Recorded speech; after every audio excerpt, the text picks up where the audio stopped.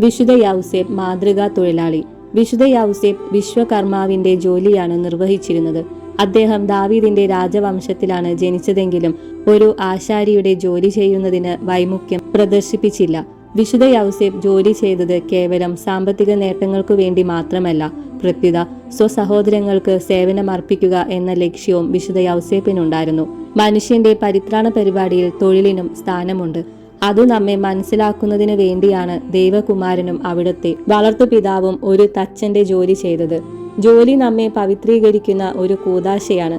വേലയോടുള്ള നമ്മുടെ സമീപനവും വീക്ഷണവുമാണ് നമ്മുടെ ജീവിതത്തെ അർത്ഥപൂർണവും സൗഭാഗ്യ സംദായകവുമാക്കി തീർക്കുന്നത്. ചിലർ വേലയെ ദൈവമാക്കി പ്രതിഷ്ഠിച്ച് മനുഷ്യന്റെ വ്യക്തിമാഹാത്മ്യത്തെ നിഹനിച്ച് കത്തോലിക്ക സഭ മനുഷ്യന്റെ വ്യക്തിമാഹാത്മ്യത്തെ ഉയർത്തിപ്പിടിക്കുന്നു. മനുഷ്യ വ്യക്തിയുടെ മഹത്വമാണ് വേലയെ ധന്യമാക്കുന്നത്.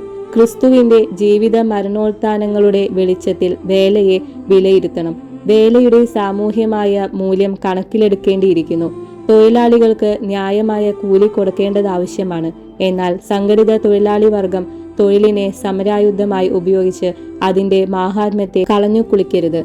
തൊഴിലാളികളും മുതലാളികളും തമ്മിലുള്ള ബന്ധം ക്രിസ്തീയമായ ഉപവിയിൽ നയിക്കപ്പെടണം. അല്ലെങ്കിൽ അസ്വസ്ഥതയും അസമാധാനവും വിപ്ലവമായിരിക്കും അനുഭവപ്പെടുക. തൊഴിലാളികളും മുതലാളികളും ക്രിസ്തുവിന്റെ മൗതിക ശരീര നിർമ്മിതിയിലാണ് ഏർപ്പെട്ടിരിക്കുന്നത് എന്നുള്ള വസ്തുത വിസ്മരിക്കരുത്. തിരുസഭ തൊഴിലാളികളുടെയും മുതലാളികളുടെയും മാതാവാണ്. രണ്ടു കൂട്ടരെയും സഭാമാതാവ് സ്നേഹപൂർവ്വം അവരുടെ ചുമതലകൾ അനുസ്മരിപ്പിക്കുന്നുണ്ട്. ക്രിസ്തുവും അവിടുത്തെ വളർത്തുപിതാവും തൊഴിലാളികളായിരിക്കെ കത്തോലിക്ക സഭയ്ക്ക് തൊഴിലാളികളെ വിസ്മരിക്കുവാൻ സാധിക്കുകയില്ല.